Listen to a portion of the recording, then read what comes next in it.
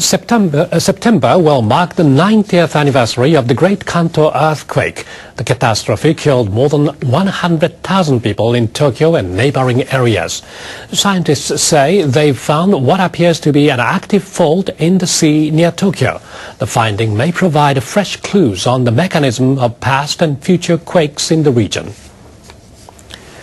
A Hiroshima University research group located the fault in November, 20 kilometers off the Miura Peninsula near Tokyo.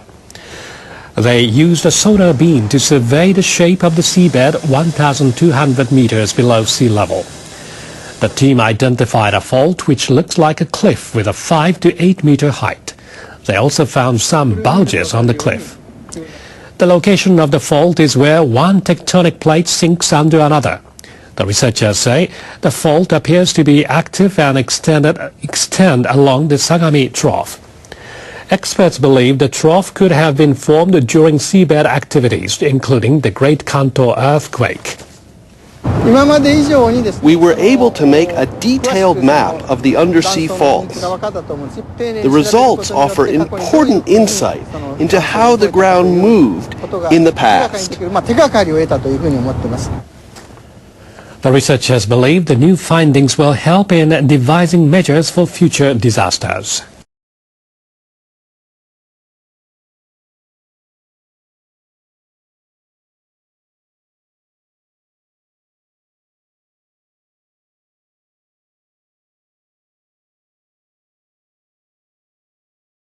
Japanese government officials are investigating workers involved in the nuclear cleanup in Fukushima.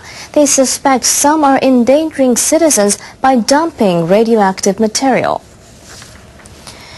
Contractors have been working on the cleanup since July. They have to seal and store radioactive material. But officials with the Environment Ministry are looking into reports that some dumped soil and vegetation in rivers and didn't collect the water they'd used. The officials say they plan to question the workers and find out whether other contractors are also breaking the rules.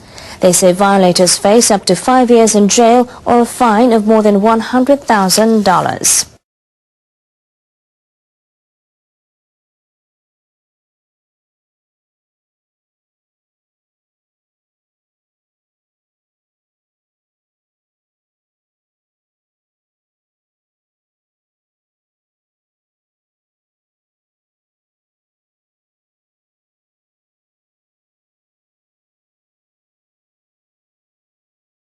$155 million yen, or $1.8 million.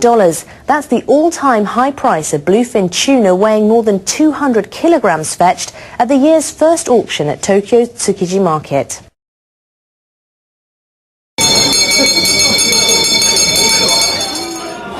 Saturday's auction started at around 5 a.m. Buyers used hand signals to bid. Tuna caught in waters around Japan and flown from overseas covered much of the auction floor. The $1.8 million tuna was caught in Aomori Prefecture, northeast Japan. The price was nearly 3 times the previous record set last year. The successful bidder was the president of a big sushi restaurant chain. I'm happy to get such a good tuna, but it was a bit expensive. We'll sell it for the regular price. We want as many customers as possible to enjoy the fish.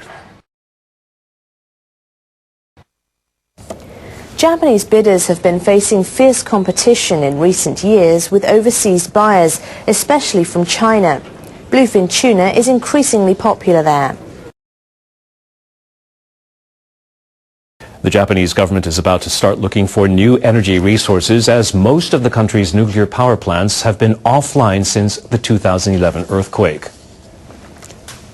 Workers will begin conducting test drills about 1,000 meters below the ocean off the coast of Aichi Prefecture in mid-January.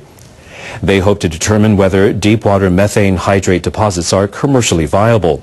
Methane hydrate is a type of natural gas trapped in water crystals. If the deposits are proven to exist, they could cover Japan's natural gas consumption for 14 years.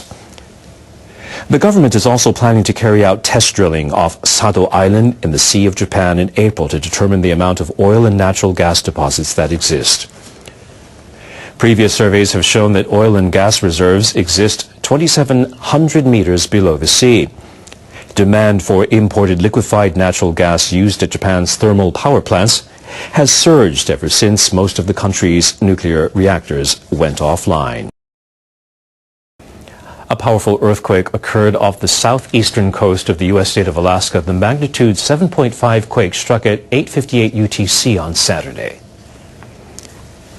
The quake's epicenter was about 100 kilometers off the coast of Craig, Alaska, at a depth of 9.9 kilometers.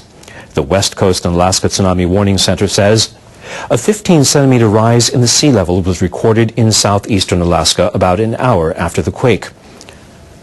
A regional tsunami warning for coastal areas stretching from the northern tip of Vancouver Island in British Columbia to Cape Fairweather in Alaska was later lifted.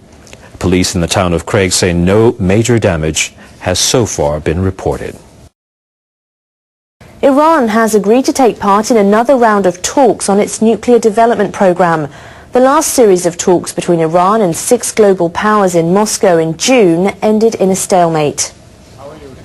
The Secretary of Iran's Supreme National Security Council, Saeed Jalili, told reporters in New Delhi that the country has agreed to resume talks in January.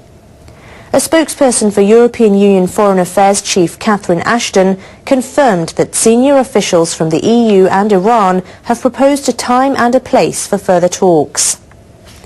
The 6 powers have been demanding that Iran halt production of uranium enriched to 20%. They're concerned that the material could be used in the development of nuclear weapons. Iran says its nuclear program is for peaceful purposes.